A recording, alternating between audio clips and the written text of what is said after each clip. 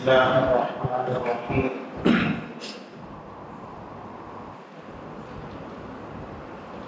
الحمد لله رب العالمين والصلاة والسلام على سيد الأنبياء والمرسلين أما بعد أعوذ بالله من الشيطان الرجيم بسم الله الرحمن الرحيم واعتصموا بحبل الله جميعا ولا تفرقوا صدق الله العلي العظيم. معزز سامعین اکرام، قابل قدر بزرگوں اور عزیز دینی بھائی،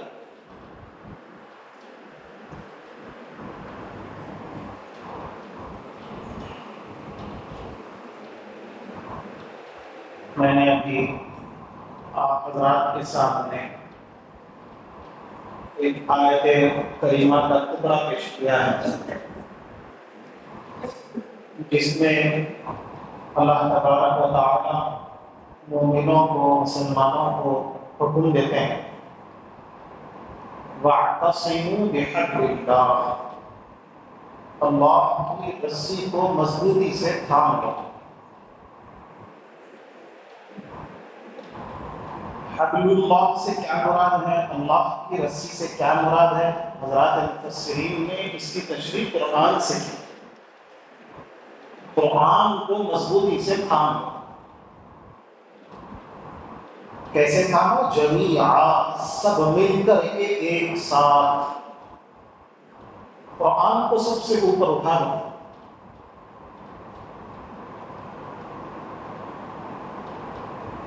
ذاتی تعلقات پر، خاندانی تعلقات پر، ہر تعلق پر قرآنی تعلق کو اونچا اٹھاؤ۔ اب قرآن کی بنیاد پر کیا ہوگا کہ ایک ساتھ قرآن کو مضبوطی سے تھام لو۔ اب قرآن کی بنیاد پر متحد ہوگا، ولا تفرقوا، اور فرقوں میں مت بٹو۔ اس کے بعد جو پس منظر کلام پاک میں بیان کیا ہے، یاد دلا دیا اللہ تعالیٰ نے، وَاذْكُرُوا إِذْ كُنْتُمْ أَعْدَاءً، یاد تو کرو کہ تم آپس میں کس طرح ایک دوسرے کے دشمن تھے، کیسی کیسی دشمنیاں تمہارے اندر پائی جاتی تھی۔ زمانہ جاہلیت میں چھوٹی چھوٹی سی بات کو لے کر جو دشمنیاں اور جو لڑائیاں شروع ہوتی سینکڑوں اور ہزاروں سالوں تک چلا جاتی، معمولی بنیاد پر۔ کوئی سوار گھوڑے پر بیٹھا ہوا ہے اور کوئی ویسے سامنے کھڑا ہوا ہے، گھوڑے نے اپنی دم ہلائی، جا کر کے سامنے والے کے ناک کو لگی، بس اس بنیاد پہ کیا ہوگی کہ ایسی لڑائی شروع ہو گئی جو 100 سال تک چلی۔ اب جس کی ناک پہ لگی تھی اس نے کیا کیا؟ تلوار تو ہر کسی کے پاس ہوتی تھی اس زمانے میں، آج کل کی طرح ہتھیار رکھنے کی جو اجازت نہیں ہے، یہ والی بات نہیں تھی۔ ہر آدمی فوجی ہوتا تھا، ہر آدمی فوجی، ہر ایک کے پاس اپنی تلوار ہوتی تھی۔ گھوڑے کی دم ناک کو لگی تو جس کی ناک کو لگی اس نے تلوار نکالی، گھوڑے کی دم کاٹ دی۔ اب سوار غصے میں آ گیا۔ اب جو لڑائی شروع ہوئی ہے، اس لڑائی کی بنیاد پر 100 سال تک جنگیں لڑیں، نسلوں میں جنگیں لڑیں، اسی معمولی بنیادوں پر لڑائیاں ہوتی تھیں۔ عرب کے جو لوگ تھے بدھو تھے، انسیولائزڈ تھے، پڑھے لکھے نہیں تھے، اور ان کے اندر چھوٹی چھوٹی باتوں پر اس طرح کی لڑائیاں، کتنی لڑائیاں، حرب الفجار ہے، یوم دعاس ہے، ایسی کئی لڑائیاں ہیں چھوٹی چھوٹی باتوں، اور کیسی کیسی دشمنیاں تھیں۔ جناب نبی کریم حضرت محمد مصطفیٰ صلی اللہ علیہ وسلم کا جو خاندانی شجرہ ہے، اس میں ایک صاحب آتے ہیں عدنان، ان سے قبیلہ چلا جس کو عدنانی قبیلہ کہا جاتا ہے، اور ایک قبیلہ ہے قحطانی۔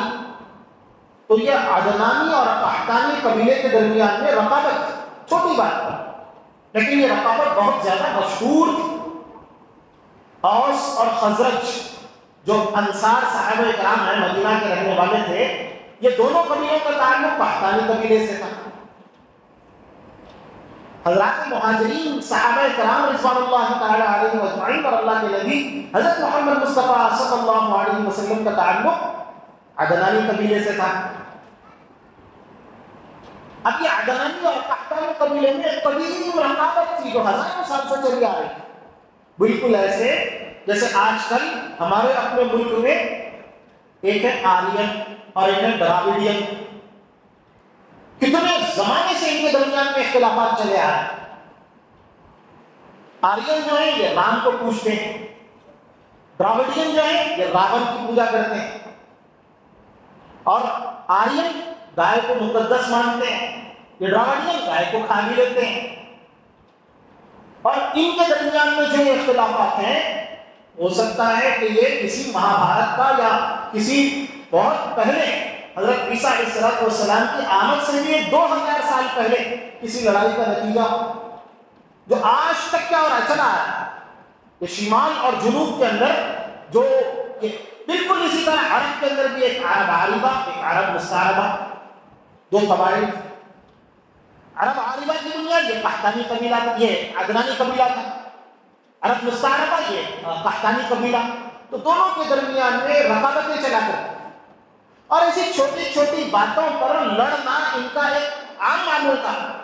لوگ مرتے تھے تو مرتے مرتے اپنے پوتوں کو، اپنے بیٹوں کو، اپنے نسلوں کو وصیت کرتے ہیں مرتے، میں تو مر گیا بدلہ نہیں لے سکا، میرے بعد تم بدلہ لینا۔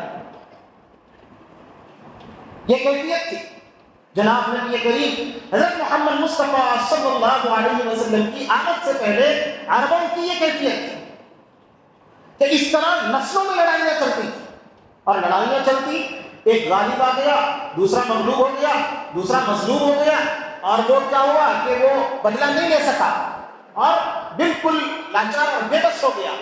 بے بس ہو گیا تو وہ ویٹ کرتا، سینے میں کینہ پالتا، بغض پالتا، انتظار کرتا موقع کا، کچھ سال لیتا، سالوں کے بعد جب اس کی پوزیشن ہو جاتی تو اپنا سب کچھ لٹا دیتا، سب کچھ ختم کر دیتا، وہی پرانی دشمنی کے اوپر۔ اللہ پاک کہتے ہیں دیکھو دیکھو کیسے جاہل تھے تم، لڑتے تھے چھوٹی چھوٹی باتوں پر، اذ کنتم اعداء، تمہاری یہ کیفیت تھی، تم اس طرح بٹے ہوئے تھے، ٹوٹے ہوئے تھے، اور تمہارے اندر یہ زمانے جاہلیت کی عصبیتیں کوٹ کوٹ کر بھری ہوئی تھی، خاندان کی بنیاد پہ لڑتے تھے، قبیلوں کی بنیاد پہ لڑتے تھے، معمولی معمولی جھگڑوں کی بنیاد پہ لڑتے تھے۔ کنویں سے دونوں پانی نکالنے کے لیے گئے، ایک نے پہلے دم نکال لیا، دوسرے نے بس اسی پہ لڑائی شروع ہو گئی، نسلوں میں چل رہی۔ ایسی چھوٹی چھوٹی باتوں پر تم لڑا کرتے تھے، روشنی نہیں تھی، جہالت تھی، کیسے تھے تم؟ لیکن جب اللہ کے نبی حضرت محمد مصطفیٰ صلی اللہ علیہ وسلم آ گئے، قرآن اترنا شروع ہو گیا، تو قرآن کی برکت سے کیسی محبت اور کیسی الفت تمہارے دلوں میں پیدا ہو گئی، یہ ساری دشمنیاں ختم، کیسے ایک سیسا پلائی ہوئی دیوار بن گئے۔ یہی اوس ہیں، یہی خزرج ہیں جو قحطانی قبیلے سے تعلق رکھتے ہیں، یہی مہاجرین صحابہ کرام ہیں جو عدنانی قبیلے سے تعلق رکھتے ہیں۔ دیکھو ایمان کے بعد، قرآن کے آنے کے بعد ان کے درمیان کی الفتیں دیکھو، ان کے درمیان کی محبتیں دیکھو، اب ایمان کے بعد ایک دوسرے کے لیے گویا اپنے پاس سب کچھ لٹانے کے لیے تیار۔ ہم تو جانتے ہیں موقع بھی نہیں، وقت بھی نہیں کہ انصاری صحابہ کرام نے حضرات مہاجرین کا کس طرح ویلکم کیا تھا، اور اللہ کے نبی محمد مصطفیٰ صلی اللہ علیہ وسلم نے کس طرح کی اخوت ان کے درمیان میں قائم کی تھی۔ تو یہ ایک اخوت تھی جس کی گویا اللہ پاک مثال دے کے بتا رہے ہیں، دیکھو تمہارے درمیان میں کس طرح کی دشمنیاں تھیں، اذ کنتم اعداء فالف بین قلوبکم، اور اللہ پاک کیا کہتے ہیں؟ کہتے یہ ہیں کہ دیکھو یہ جو الفت اور یہ جو محبت، یہ جو یونٹی، یہ جو اتحاد ہم نے تمہارے اندر پیدا کیا تھا، اگر تم دنیا میں جو کچھ ہو سب کچھ لٹا کر کے اگر چاہتے کہ ہمارے درمیان میں ایسی یونٹی اور ایسا اتحاد قائم ہو تو تم نہیں کر سکتے تھے۔ یہ قرآن کی دین، یہ اللہ کے نبی کی دین ہے، کہ تمہارے درمیان میں ایسی الفت قائم کر دی، تمہارے درمیان میں ایسی محبت قائم کر دی. اور کلام پاک کیا کہتا ہے؟ ان دشمنیوں کی وجہ سے تمہاری کیفیت کیا تھی؟ وَكُنْتُمْ عَلَى شَفَا حُفْرَةٍ مِّنَ النَّارِ، کہ لڑ کر کے جھگڑ کر کے اپنا سب کچھ برباد کر کے بالکل جہنم کے دہانے تم پہنچ چکے تھے. فَأَنْقَذَكُم مِّنْهَا، اللہ نے تم کو اس پلیس سے، اس ناپاکی سے، اس گندگی سے نکالا قرآن کی برکت سے. فَأَنْقَذَكُم مِّنْهَا. اور پھر اس کے بعد جو یونٹی قائم ہوئی، جو اتحاد قائم ہوا، تو یہ کیسا اتحاد کا ذرا تصور کرو. عرب کے وہ بدو جو لڑنے والے، جو جھگڑنے والے، جو آپس میں اس طرح کیا کر رہے ہیں کہ ہزاروں سال تک لڑ کر کے مر کر کے اپنا سب کچھ تباہ کرنے والے، جب یہ قرآن کو لے کر کے کھڑے ہو گئے تو اس اتحاد کی طاقت کی برکت سے جو اتحاد اللہ کی بنیاد پر، قرآن کی بنیاد پر ہوا تھا، اس اتحاد کی برکت سے ہوا تھا. اس زمانے کی سویلائزڈ بڑی بڑی جو قومیں تھیں، رومن امپائر، پرشین امپائر، عرب کے یہ بدو جو لڑنے والے قبیلے، جن کے اندر اس طرح کی چھوٹی چھوٹی باتوں پر ہزاروں سال تک لڑائیاں چلا کرتی تھی، یہ کسی چیز کے قابل نہیں تھے. لیکن جب قرآن آیا، قرآن نے ان کے دلوں کو ایک کیا تو اب ان سے ہیبت کھانے لگے. کون؟ Persian empire. کون ہیبت کھانے لگے؟ Roman empire. یہ اللہ پاک نے اس آیت میں پورا پس منظر بتا کر کے بتایا کہ اتحاد کی طاقت کیا ہوتی ہے، اتحاد سے کیا ملتا ہے، اور اختلاف کی نحوست کیا ہوتی ہے. جب وہ عرب کے بدو جب قرآن کی بنیاد پہ متحد ہو گئے، اگر جو ہے اوپر آواز سے تو یہ قرآن کی برکت ہے کہ قرآن کی برکت سے جو اتحاد ہوا تو اس اتحاد کے نتیجے میں رومن امپائر پارا پارا ہو گیا، پرشین امپائر پارا پارا ہو گیا، اور کوئی ٹک نہیں سکا. یہ اتحاد کی طاقت ہے. اسی لیے اللہ پاک نے کہا کہ دیکھو وَاعْتَصِمُوا بِحَبْلِ اللَّهِ، اگر تم چاہتے ہو کہ تمہاری شان باقی رہے تو پوری مضبوطی کے ساتھ اللہ کی رسی کو، یعنی قرآن کو مضبوطی سے تھام لو.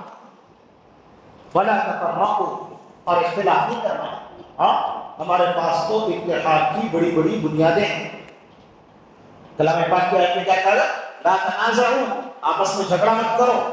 فتفشلوا وتذهب ريحكم، جھگڑا کرو گے تو تمہارا وقت ختم ہو جائے گا اور تمہاری کوئی اہمیت باقی نہیں رہے گی. آج دیکھ لو کہ اللہ کے نبی نے یہ باتیں کہی تھی، ہم نے یہ باتیں بلا لی، تو ہوا کیا؟ وہی ہوا جس کی اللہ کے نبی نے خود خبر دی کہ آج مسلمانوں کے خلاف ساری قومیں متحد ہو رہی، اور ان کا یہ جو اتحاد ہے، یہ اتحاد مفاد پرستی کی بنیاد پہ ہے، کسی قرآن یا کسی انسانیت کی بنیاد پہ بھی نہیں ہے، ہر ایک کے اپنے اپنے مفاد کی بنیاد پہ. لیکن وہ اتحاد کیسا اتحاد ہے؟ وہ اتحاد مثالی اتحاد ہے. اس کی وجہ سے غیر قومیں ترقی کر رہی ہیں. یہودی اور نصرانی، یہود و نصارہ آپس میں کتنا لڑتے تھے، اپنے اپنے فائدے کے لیے لوگوں نے ایک اتحاد کر لیا. اس اتحاد کے نتیجے میں آج دنیا کے امام بنے. یونٹی ہے، لیکن وہ یونٹی کا ہے کلام پاک خود کہتا ہے تحسبهم جميعا وقلوبهم شتى، تم سمجھتے ہو کہ یہ لوگ ایک ہیں، یہ یہود و نصارہ، اور یہ جو مسلمانوں کے خلاف لوگ اکٹھا ہو رہے ہیں یہ دل سے ایک ہیں اور یہ یونائٹ ہیں. قرآن کہتا ہے تحسبهم جميعا، تم اس کو متحد سمجھ رہے ہیں ان کو، لیکن یہ اندرونی اعتبار سے یہ تو مفادات ہیں، جن مفادات کی وجہ سے متحد نظر آتے ہیں، لیکن اندرونی اعتبار سے وقلوبهم شتى، ان کے دل کیا ہے؟ بکھرے ہوئے. ان کے دل کیا ہے؟ ٹوٹے ہوئے. ہر ایک اپنے فائدے کے لیے دوسرے سے یونائٹ ہو رہا ہے. صحابہ کرام کا جو اتحاد تھا وہ اس طرح کا اتحاد نہیں تھا کہ اپنے فائدے کے لیے دوسروں سے ان لوگوں نے تعلق قائم کیا تھا.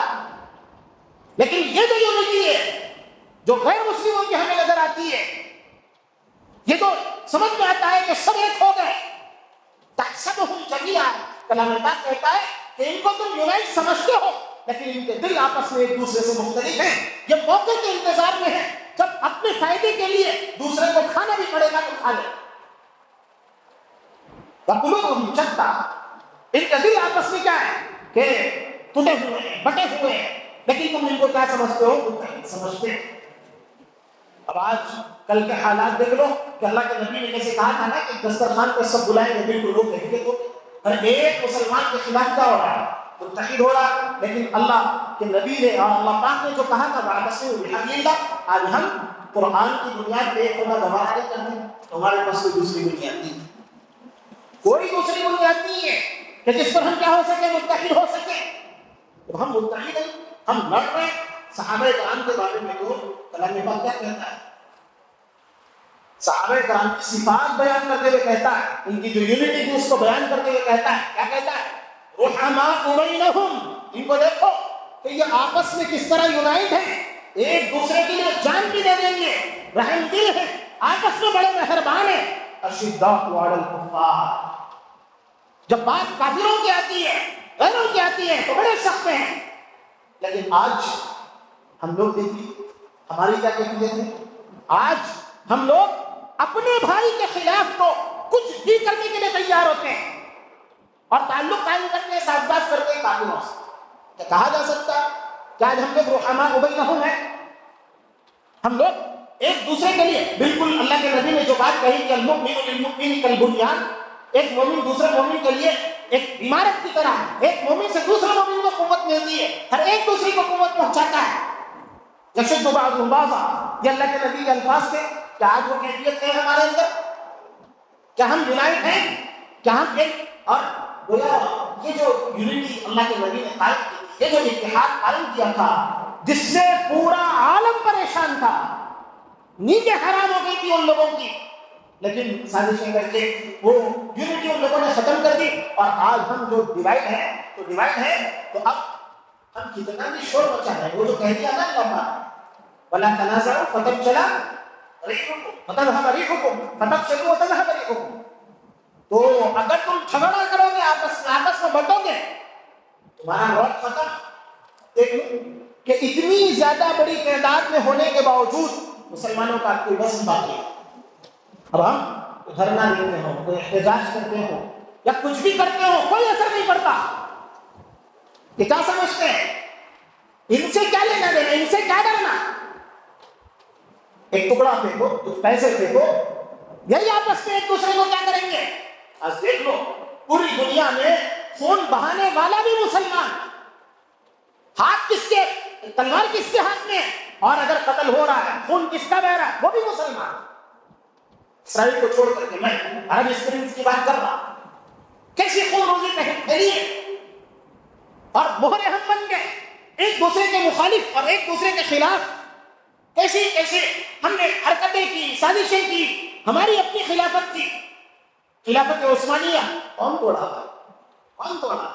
ان لوگوں نے بویا بوجھ قومیت کا اور بتایا سکھایا کہ یہ گورے، تم کالے، تم ایسے، تم ویسے، یونائٹ ہو تو قومیت کی بنیاد پہ یونائٹ ہو۔ تو انہوں نے تو سازشیں کی تھی خلافت عثمانیہ کو ختم کرنے کے لیے۔ اب ان کی باری آ رہی ہے، تیونس گیا، لیبیا گیا، تو کیوں رونا چاہیے؟ ہم نے خود کیا کیا تھا؟ ختم کیا تھا نا۔ یہی وہ لوگ تھے جنہوں نے کیا کیا تھا کہ ہماری یونٹی کو توڑنے میں ان لوگوں کا ساتھ دیا تھا، ہاتھ ملایا، جو سازشیں کرنے والے ہیں ان سے ہاتھ ملا کر کے یونٹی۔ آج اب ان کی باری، ایک کر کے لقمہ کر کے ہر ایک کو کھایا جا رہا ہے، ختم کیا جا رہا ہے۔ یہ جو چیز ہے دیکھو ہمیں سبق حاصل کرنا چاہیے۔ آپ جو ہے کیا کریں، اب اگر حالات ہمارے سامنے ہیں من حیث القوم، تو ان حالات کا مقابلہ قرآن کی بنیاد پر اگر ہم اتحاد ابھی بھی قائم نہیں کریں گے، جاگیں گے نہیں، تو ہماری مسئلوں کا کوئی نقصان حال نہیں ہوگا۔ متحد ہو تو بدل ڈالو نظام گلشن، اگر ایک ہو قرآن کی بنیاد پر تو تم پوری دنیا کا نظام بدل سکتے ہو۔ منتشر ہو تو مرو، شور مچاتے کیوں ہو؟ اگر تم لوگ قرآن کی بنیاد پہ ایک نہیں ہو سکتے تو تمہارے ساتھ ظلم ہوتا ہے، تمہیں مارا جاتا ہے، 25 لوگوں کو ملا کر کے رسی سے باندھ کر کے کوڑے برسائے جاتے ہیں، مارا جاتا ہے، قتل کیا جاتا ہے، تمہارے ساتھ موبلنگ کی جاتی ہے، تو رونے سے کیا فائدہ؟ کیوں روتے ہو؟ جب تم خود آپس میں ایک دوسرے سے لڑتے ہو، تمہارا اپنا کوئی وزن نہیں اور اپنا وزن قائم کرنا بھی نہیں چاہتے، تو دوسرا تمہارے ساتھ اگر ایسا کچھ کرتا ہو تو مرو، شور مچاتے کیوں؟ یہی بات تو کہی نہ کلام پاک نے بھی کہ ولا تنازعوا فتفشلوا وتذهب ريحكم، اگر تم اختلاف کرو گے، آپس میں بٹو گے تو تمہارا روب ختم ہو جائے گا، ہو گیا ختم۔ اور کلام پاک نے سولوشن بھی یہی دکھایا کہ آؤ دوبارہ واپس قرآن کی بنیاد پر، ایمان کی بنیاد پر۔ لیکن اگر ہم بٹے رہیں گے، اس کی اہمیت کو اور اس کی جو قرآن اور حدیث ہمیں جو یونائٹ کرنے کے لیے جو تعلیمات دیتا ہے، ان تعلیمات کو صحیح سے سمجھنے پہ آمادہ نہیں۔ دیکھو ایک مثال ہے، 50 کتے ہوں، 50 کتے سامنے کھڑے ہوئے ہوں اور گھوم رہے ہوں، ایک آدمی کیا کرے، لاٹھی اٹھائے یا پتھر اٹھا کر کے کتے کو مارے تو سب گھوم کریں گے، لیکن پورے کے پورے 50 کیا ہو جائیں گے؟ بھاگ جائیں گے، پورے کے پورے 50 بھاگ جائیں گے۔ کیوں؟ اس لیے کہ وہ کتا ہے، یونائٹڈ نہیں ہے۔ اور وہی شہد کی مکھی کی مثال ہے، 50 آدمی کھڑے ہوں، سامنے شہد کا چھتا، ایک پتھر اٹھا کر کے شہد کے چھتے پر مارو تو اب یہ پورے کے پورے کیا کریں گے؟ بھاگیں گے، یا 50 کے 50 بھاگیں گے۔ کیوں؟ یہ جو شہد کی مکھی ہے، اس میں یونٹی، یہ جب نکل کے آئیں گے نا چھتے سے، ایک ساتھ جھنڈ کی شکل میں آئیں گے اور سب کو زمین پہ سلا ڈالیں بغیر انتظام کے۔ جا کر کے اگر شہد کے مکھی چھتے کو چھوڑو گے، پتھر مارو گے تو نقصان سمجھ میں آتا ہے، پورے کے پورے 50 غائب ہوں گے، ایک بھی نظر نہیں آئے گا۔ یہی بات تو سکھائی جا رہی ہے، سمجھائی جا رہی ہے، اگر اختلاف کرو گے، بٹو گے، فتذهب ريحكم۔ اور علامہ اقبال نے کیا کہا تھا کہ دیکھو آپس میں اختلاف ہر طریقے سے ختم نہیں کیا جا سکتا، اور نہ اختلاف کے ختم کرنے کا حکم دیا جا رہا ہے۔ اصل مسئلہ ہے اختلاف کا، آپس میں دشمنیاں پالنے کا، ایک دوسرے کی ریسپیکٹ نہیں کرنے کا، عزت اور اکرام اور احترام نہیں کرنے کا، اور ایک دوسرے کے لیے بوقت ضرورت کھڑا نہیں ہونے کا۔ یہ مسئلہ سب سے اصل مسئلہ ہے۔ اگر ہمیں گویا 90% یا 95% مسائل تو ایسے ہیں اس میں کوئی اختلاف نہیں، اور میں اختلاف کی گنجائش ہے، بالکل واضح، دن میں 5 نمازیں ہیں، سب کو پتا ہے۔ کیا کوئی مسئلہ ایسا ہے جو یہ کہتا ہے کہ دن میں 5 نمازیں، چاہے اہل حدیث ہو، چاہے بریلوی ہو، چاہے دیوبندی ہو، چاہے کوئی بھی ہمارا مسلک ہو، ہر مسلک کہتا ہے اللہ ایک ہے، ہر مسلک کہتا ہے سب کا قرآن ایک ہی ہے، ہر ایک کا قرآن الگ الگ ہے۔ منفعت ایک ہے اس قوم کی، نقصان بھی ہے۔ اگر سامنے والا دشمن ہمارے خلاف کوئی سازشیں کرتا ہے تو وہ دیوبندی، بریلوی، اہل حدیث یا یہ فرقے دیکھ کر کے نہیں کرتا، جو سازش کرتا ہے تو وہ صرف یہ دیکھتا ہے کہ مسلمان ہے۔ سازشیں مسلمانوں کے خلاف کی جاتی ہیں، نقصان بھی پہنچے گا تو سب کو پہنچے گا، نفع بھی پہنچے گا تو سب کو پہنچے گا۔ منفعت ایک ہے اس قوم کی، نقصان بھی ایک۔ کیا بڑی بات تھی ہوتے جو مسلمان بھی ہے، لیکن مسلمان کیا کہ مسلکوں میں اگر بٹے تو دیکھو ہر ایک کا خاندان الگ ہوتا ہے، ہر فرد کے ماں باپ الگ ہوتے ہیں، ہر ایک کا اپنا گھر الگ ہوتا ہے، ہر ایک کی اپنی فیملی الگ ہوتی ہے، لیکن فیملی الگ ہونے کا مطلب دوسری فیملی سے دشمنی رکھنا نہیں ہوتا۔ تو بہت سے مسئلے تو ایسے ہیں کہ اس کو، لیکن بعض غیر منصوص مسائل ہیں، اس میں ہو سکتا ہے کہ کسی کو سمجھ میں آئے کہ قرآن و حدیث سے یہ چیز میں صحیح سمجھتا ہوں، تو مسلک الگ الگ بن جاتے ہیں، مسلک الگ الگ بن گئے تو ٹھیک ہے، تمہیں تو صحیح لگتا ہو تم عمل کرو، فیصلہ اللہ کریں گے، لیکن ایک دوسرے کے خلاف دشمنی رکھنا، ایک دوسرے کی ریسپیکٹ نہیں کرنا، ایک دوسرے کے خلاف زبان درازی کرنا، ایسے وقت میں جب کہ سب ہمیں ختم کرنے کے لیے اکٹھا ہو چکے ہیں، ہم ان چیزوں کو ہوا دیں، ہم یہ گویا بریلوی، دیوبندی ان مسالک کے اندر الجھ کر کے رہ جائیں، ہمارے لیے دین کی اگر کوئی بات رہ جائے تو 95، 97، 98، 99% جو باتیں اتحاد کی ہیں وہ سب باتیں بھلا کر کے ان پہ کوئی بات نہ کی جائے، بات کی جائے تو وہ 1%، 2%، 3% جو مسائل اختلافی، بس انہی مسائل کو ہائی لائٹ کر کر کے بیان کیا جائے۔ بھائی اس سے نقصان نہیں ہوگا، اور کتنا بڑا نقصان ہوگا، اتنا بڑا نقصان ہوگا کہ ہماری نسل ہمیں معاف نہیں کرے گی۔ یہ نہیں کہا جا رہا ہے کہ اپنا مسلک چھوڑ دو، ارے جس کو تم حق سمجھتے ہو اس پر چلو، مضبوطی سے چلو، لیکن دوسرے کی عزت کیوں نہیں کرتے ہو؟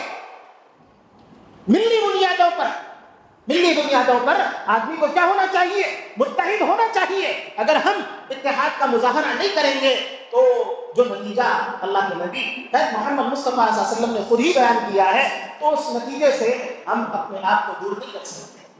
اگر قرآن کی بنیاد پہ ایک نہیں ہوں گے تو ہم پر دشمن غالب آئے گا اور ہمارے حالات بگڑیں گے اور ہمارے اوپر آفتیں آئیں گی اور عذاب بھی نازل ہوگا۔ قرآن سے دوری کا نتیجہ ہوگا۔ اللہ پاک کے ہمیں سننے سے زیادہ سمجھنے کی توفیق نصیب فرمائے اور عمل کرنے کی توفیق نصیب فرمائے، اور ہمیں یہ افتراقی بنیادوں کو کاٹ کر کے جو بنیادیں اتحاد کی ہیں ان کو سمجھ کر کے ایک ہونے کی توفیق نصیب فرمائے اور آپس میں بھائی چارے کا مظاہرہ کرنے کی توفیق نصیب فرمائے۔ شہد کی مکھی کی طرح، چیونٹیوں کی طرح، شہد کی مکھی اور کتا دونوں کا کوئی مقابلہ ہے؟ شہد کی مکھی جتنی ہوتی ہے اتنی ہوتی ہے، کتا اتنا بڑا ہوتا ہے، 50 کتے سامنے کھڑے ہوئے ہیں، ڈر نہیں لگتا آدمی کو؟ آدمی کو ڈر نہیں لگتا، ایک کو مارا سب بھاگے، لیکن 50 کے 50 آدمی ہے، شہد کی چونٹی سے ڈر رہا ہے، شہد کی مکھی سے ڈر رہا ہے، کتنی ہوتی ہے؟ اور چونٹیوں کا بھی تذکرہ کلام پاک میں ہے۔